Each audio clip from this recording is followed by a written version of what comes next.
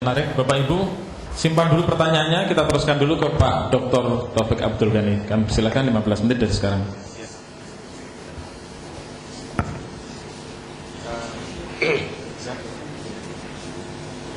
Oke. Assalamualaikum warahmatullahi wabarakatuh. Selamat siang. Ya. Terima kasih saya ucapkan kepada moderator dan panitia yang telah memberikan kesempatan kepada saya untuk mempresentasikan. Nama saya Taufik Abdul Ghani. Ya. Paper ini merupakan kerja sama dengan dua rekan saya, yaitu Charles Rosita dan Mauzunani. Nah, sayang sekali mereka tidak dapat hadir di sini. Kami dari UPT Perpustakaan Universitas Syahkuala. Ya. Jadi saya ditunjuk bulan akhir Mei yang lalu sebagai ketua perpustakaan yang baru. Jadi ini sebenarnya kalau dua paper yang tadi merupakan satu hasil penelitian, saya ini mungkin paper ini merupakan satu dream, ya, suatu impian, ya, satu impian. Bagaimana saya masuk, pertama saya lihat perpustakaan kami yang begitu kurang menggembirakan ya perkembangannya, ya. Jadi saya memikirkan inovasi-inovasi apa yang mungkin ya kita buat ya, untuk menggairahkan kembali para dosen, para peneliti untuk kembali ke perpustakaan ataupun berkunjung ke perpustakaan baik secara fisik maupun virtual, dan juga bagi para mahasiswa, dan juga untuk meningkatkan meningkatkan semangat para pustakawan yang ada dan karyawan yang ada. Karena suatu saya masuk saya agak terperanjat ya, karena masih merasa mereka seperti marginal ya, seperti second class itu dari para peneliti dan para dosen. Padahal kita sering mendengar pustakawan itu adalah librarian is a partner of researcher, gitu kan. Jadi itulah approach saya, gimana semuanya itu bisa menjadi lebih semangat, gitu ya. Jadi saya mikir apa-apa saja yang bisa kita buat, ya. Memang saya mengalami keterbatasan, yaitu dana. Dana kami hanya 2% ya, dari SPP yang ada, sangat-sangat rendah sekali. Ya. Apa itu namanya? Dana yang diterima oleh jurusan saya, yang satu jurusan itu lebih besar daripada perpustakaan.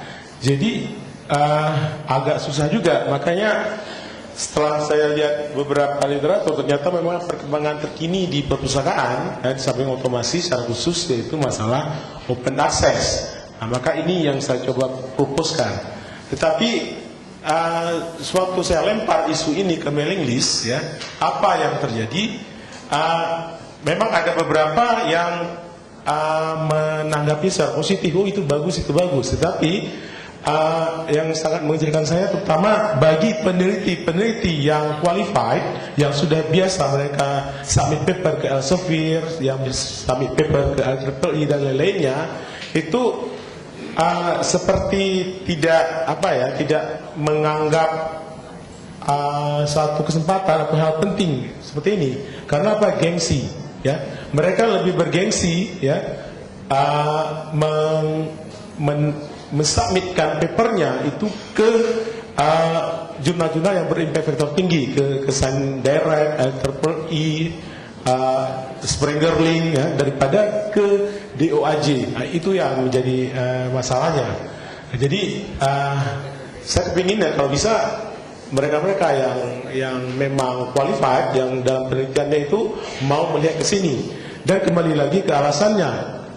Setelah saya dalami, ya, alasan mereka itu apa? Karena mereka sepertinya ketakutan itu karena apa? Tim peneliti pangkat. Jadi masalah itu berimbas lagi ke tim peneliti pangkat. Tim peneliti pangkat tidak akan memberikan kredit poin yang penuh terhadap paper yang tidak berimpact faktor tinggi ataupun yang rata-rata yang terkenal seperti Science Direct ataupun IEEE ataupun Springer Link tadi. Jadi kan itu suatu masalah. Jadi maka saya pikir jalan keluarnya ini adalah memberikan harus kita boom dia dengan sosialisasi, sosialisasi. Ya, beginilah tren yang ada sekarang. Saya menganalogikannya itu dengan perkembangan open source Linux. Nah, kita lihat jauh ke belakang di mana open source Linux itu di awalnya juga sangat tidak banyak yang mendukungnya kecuali komunitas orang-orang OPEC. Tetapi perusahaan-perusahaan besar itu tidak melirik. Tetapi setelah perusahaan-perusahaan besar pun giant-giantnya, Sun Microsystem, IBM, Dell menyediakan mesin-mesin yang mereka menuliskan running well with Linux. Nah, maka perusahaan-perusahaan besar, perusahaan oil and gas dan lain sebagainya, banking, mereka mulai percaya terhadap operating system Linux, sehingga mereka beralih ke open source. Sehingga dengan yang mereka masuk ke dalam domain tersebut, kita lihat open source software meroket dan bisa melakukan penetrasi pasar yang cukup bagus, yang mempersempit gerak Microsoft. Dan juga sekarang kita lihat, kita harus bandingkan apakah DOAJ itu sudah mengambil interest daripada giant-giant itu tadi, pada raksasa-raksasa ataupun peneliti-peneliti yang qualified.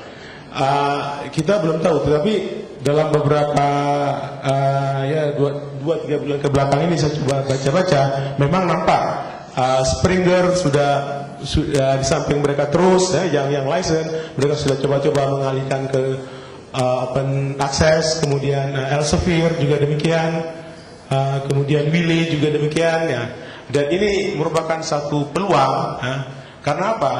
Komunitas itu selalu bisa mengalahkan kapitalis ataupun melakukan penetrasi yang cukup bagus di dalam penguasaan pasar. Jadi itulah ide sebenarnya kenapa memang dalam awal ini saya memang fokus untuk mengenalkan open source, bahwa ini bukan barang kacangan. Ini memang masih kecil sekarang, tapi suatu saat nanti dia akan besar karena pemain-pemain dalam publishing juga sudah mengarah ke sana. Jadi kita kembali ke materi, perpustakaan usia itu tidak terlepas dari Tridharma perguruan tinggi, menyediakan koleksi yang dibutuhkan dan relevan terhadap kebutuhan penggunanya. Salah satunya yaitu bidang penelitian. Jadi bagaimana perpustakaan usia menyediakan jurnal-jurnal yang berkualitas terhadap kebutuhan para penelitinya. Tetapi apa yang terjadi di perusahaan kami, memang anggarannya kecil, dan terlalu mengharap pada APBN, sehingga perpustakaan itu khusus terhadap jurnal itu saya melihat itu ini perpustakaan ataupun museum gitu.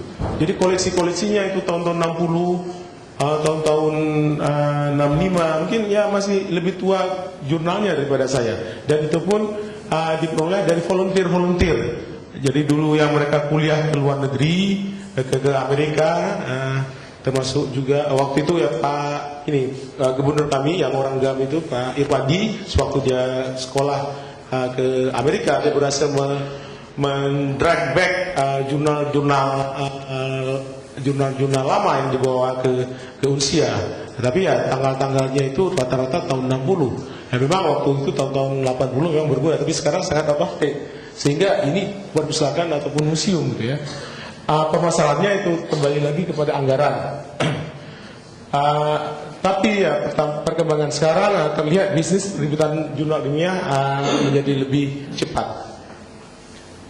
Jadi dari yang dulu tercetak muncul yang database elektronik, sehingga yang sekarang ini open access. Apa itu open access? Saya rasa sudah banyak diterangkan oleh dua pembicara pertama dan kedua.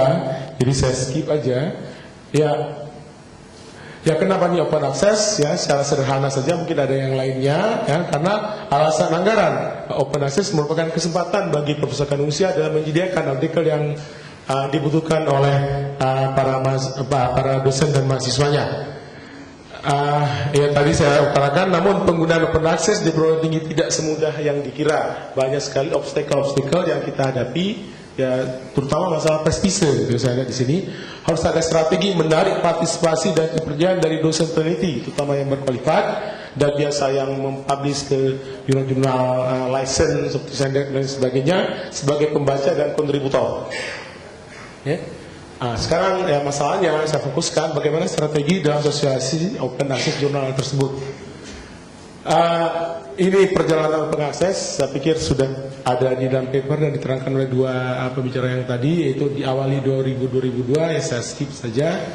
Ya, ini motivasinya tadi sudah juga disebut sama Mbak dari PDI LIPI ya. Jika dananya adalah dana publik ya, jika dananya adalah dana publik, seharusnya publik itu mendapatkan dana secara free. Ya, tetapi sekarang kondisinya para publisher menjadikan satu komoditi bisnis yang sangat besar sehingga harganya mencapai ratusan ya, bahkan miliaran seperti yang dikatakan oleh Pak Direktur dari P2M Dikti tadi. Pertama saya 19 miliar Dikti keluarkan dana. Oke. Jadi gerakan open access itu ada green dan gold ya. Green itu kita menciptakan satu self repository sendiri di mana last version daripada paper-paper para peneliti yang approve itu kita letakkan di dalam repository kita. Dan yang gold ini adalah yang peer review. Jadi jurnal-jurnal yang sudah disubmit ke penerbitnya dan penerbitnya sudah menyatakan bahwa ini adalah public domain. Oke, nih hambatan dan tantangan yang saya coba identifikasi ya, prestise, kualitas dan impact factor yang masih kalah dengan jurnal berbayar yang lisensinya dipegang oleh penerbit tertentu dan tidak open access. Nah ini. Tetapi saya lihat sekarang pemain-pemain utama yang ada di dalam penerbitan sudah mulai masuk ke dalam open access. Dan ini suatu perkembangan yang sangat baik. Saya pikir seperti ada analogi ya, bagaimana Linux mengganggu marketnya Microsoft. Sekarang bagaimana open access-nya ini mengganggu marketnya Sandirect, IEEE ataupun Elsevier. Oke, langkah strategis ya. Saya katakan ini merupakan keinginan kami ya. Ya kami ingin membangun internal repository di Universitas Syahkuala ya. Semoga bisa terwujud tahun depan gitu ya. Mendorong dan membantu dosen peneliti untuk menempatkan versi pracetak mereka ke dalam internal repository di atas. Nah, sedangkan versi-versi yang terima atau versi copyrighted dibuatkan link ke situs jurnal resmi. Dan ini sebenarnya sudah dikerjakan di lembaga penelitian itu lewat program PHK institusi yang kami terima tahun lalu. Tapi ya masih di lembaga penelitian, belum kita lakukan kerjasama dengan dengan perpustakaan ya. Oke, kemudian mendidik dosen peneliti untuk melakukan penerbitan ke jurnal open access. Maksud saya bukan mendidik apa, tapi kita membuka wacana, membuka pemikiran gitu ya dengan sosialisasi. Jadi kami rencanakan akan memanfaatkan resource yang ada di perguruan tinggi. Kita tahu perguruan tinggi sedang gencar-gencarnya. Tadi malam juga sudah disinggung masalah inherent. Saya harapkan pemerintah dapat membuat inherent ini berjalan dengan smooth. Jadi memang kondisi kita seperti yang saya tanyakan juga tadi malam, seringkali puasa gitu. Saya nggak tahu di Perpustakaan Nasional apakah bisa dari Januari sampai Desember itu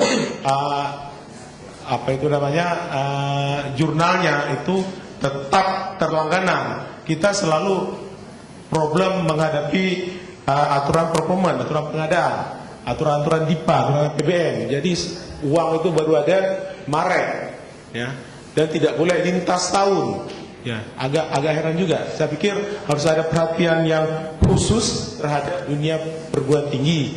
Kenapa Malaysia, Singapura tidak ada break? Kita ini semuanya inherent akses jurnal dari Januari sampai April itu puasa. Kenapa puasa? Karena DIPA belum turun, tender belum dilakukan, dan itu nanti harus selesai lagi sampai Desember.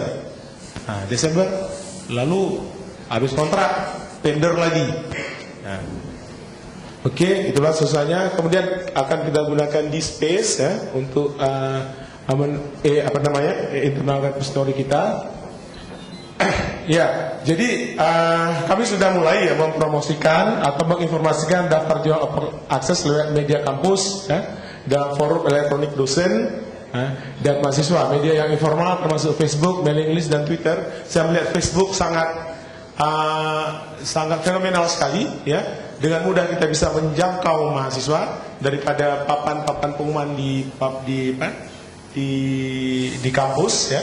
Dan kita bisa interaktif ya, membypass komunikasi ya. Layeringnya itu bisa kita bypass sehingga kita dapat berkomunikasi dengan user-user yang memang potensial gitu ya. Oke, kita bekerjasama dengan pusat komputer untuk membuat repositori untuk kampus.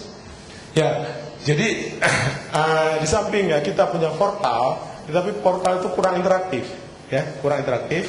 Kami mencoba menggeser itu ke dalam media yang memang dipergunakan oleh mereka, itu Facebook dan Twitter. Ini kami mulai, ini akan kami laksanakan hari Senin, nah, itu pengumuman di Facebook perpustakaan kami. Nah, jadi dari situ mereka itu bisa langsung berinteraksi, berkomen gitu, dan langsung kita membalasnya. Nah, lain kalau kita umumkan dia di mana itu misalnya di website ataupun surat formal, nah, tidak ada interaksi. Nah, ini kita menggunakan pembicara internal dari kami yang Dr. Mulisin, yang saya lihat cukup produktif ya, di dalam jurnal-jurnal yang berimpact factor. Kemudian kita libatkan juga pustakawan kita, Bu Rosita. Jadi kita mix. Memang saya menghadapi kendala begini ya. Jadi banyak sekali pustakawan yang tidak berani tampil seperti itu ya, terutama yang di tempat saya ya. Tapi itulah saya menyemangati mereka ya, sebenarnya kita ini adalah sama saja. Kita adalah partner. Jadi ya kalau saya presentasi berarti saya gagal. Jadi harus yang seksinya itu yang harus presentasi. Alhamdulillah akhirnya mereka mau, gitu ya.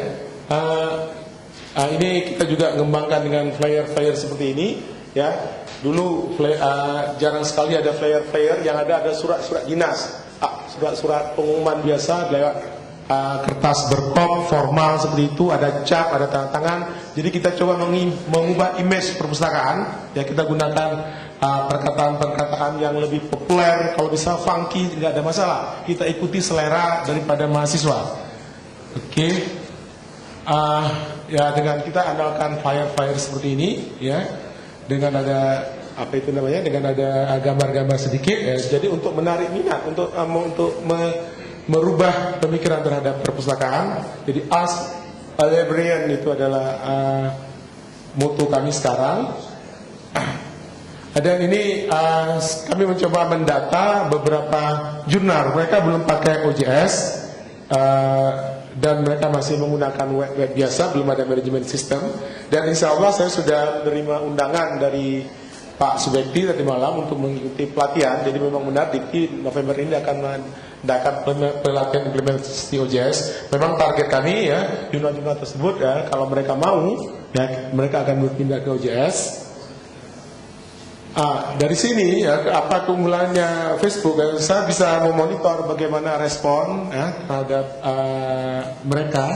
Jadi saya lihat postingan terhadap open access itu reach ataupun engage user itu terlihat tinggi. Ya, berarti saya agak optimis ini akan sukses dengan melihat parameter dari like-nya mereka ataupun komennya mereka. Oke, sekarang kita lihat pembiayaan open access ya.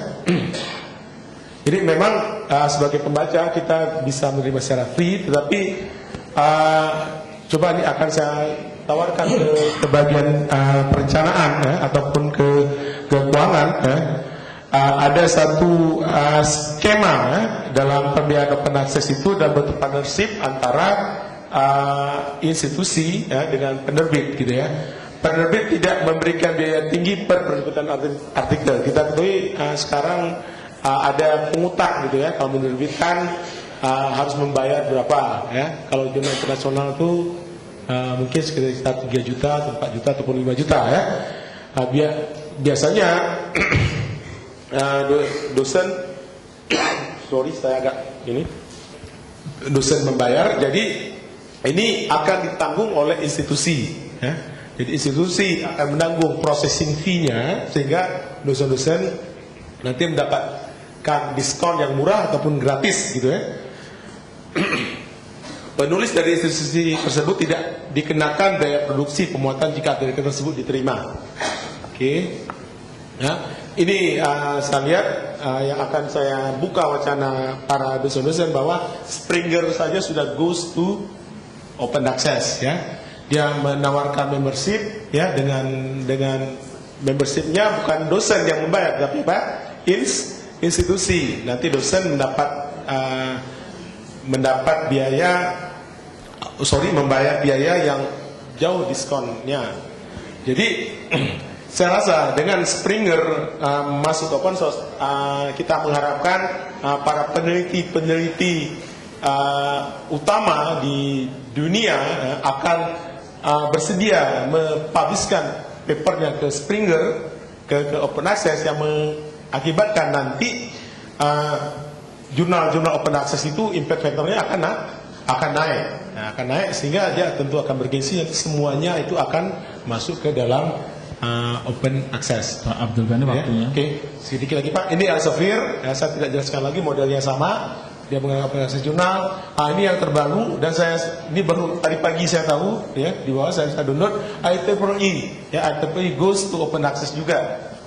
Ini berita yang bagus. Aktivasi pembiayaan proses, mengusulkan kepada bagian perencanaan untuk memasukkan satu mata anggaran khusus untuk membiayainya. Oke, kesimpulan tepat Pak, waktunya Pak ya. Penjelasan bagaimana persoalan yang dihadapi oleh Pusaka Indonesia adalah penyediaan kebutuhan jurnal ilmiah telah diberikan. Dari beberapa alternatif, open access terlihat dapat menyelesaikan kendala yang dihadapi. Namun demikian ada beberapa kendala yang menghambat penggunaan atau menciptakan keraguan terhadap jurnal jenis ini. Itu keraguan itu ya, mungkin mereka merasa prestisenya itu masih kurang. Berapa alternatif pemecahan telah didiskusikan, yaitu meningkatkan sosialisasi dan mengajak dosen dan peneliti untuk melakukan sharing.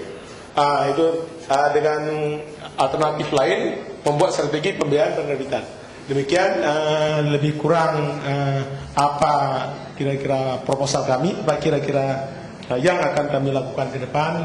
Semoga pada KPDI 6 akan datang ada hasil-hasil yang signifikan. Terima kasih. Assalamualaikum warahmatullahi wabarakatuh.